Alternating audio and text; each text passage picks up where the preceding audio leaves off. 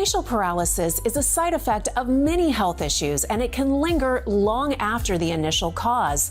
But now, through facial reanimation surgery, patients are getting their smiles back thanks to Orlando Health.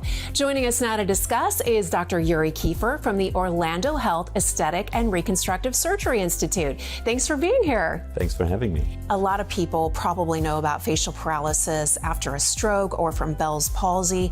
What else can cause this? That's right. It's the most common cranial nerve lesion that we have, and mainly associated with Bell's palsy, an idiopathic cause.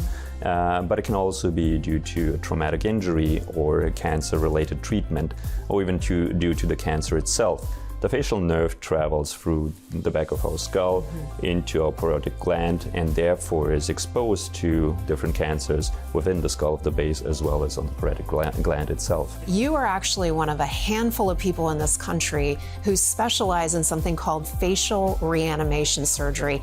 This blows my mind. You can actually transplant nerves and muscles to help people be able to accurately express their emotions again. How does this work?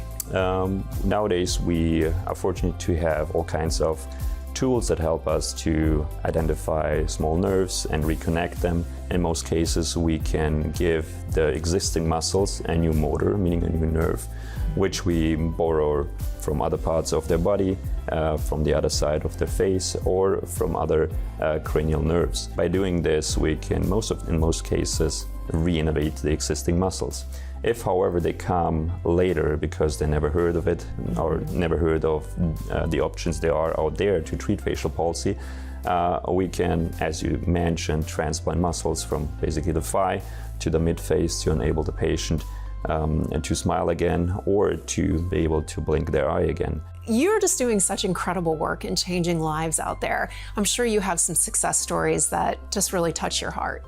That's very true. It's a very humbling experience to help those patients in all forms and sorts of their life, whether it's a kid that finally smiles or it's an elderly patient who is suffering from their previous condition and now is just happy to be able to drink their tea without any problems anymore, or to sleep without any patches on their eyes.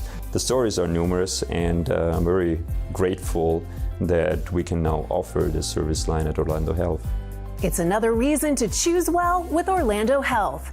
And if you would like more information, you can visit orlandohealth.com/facial-reanimation.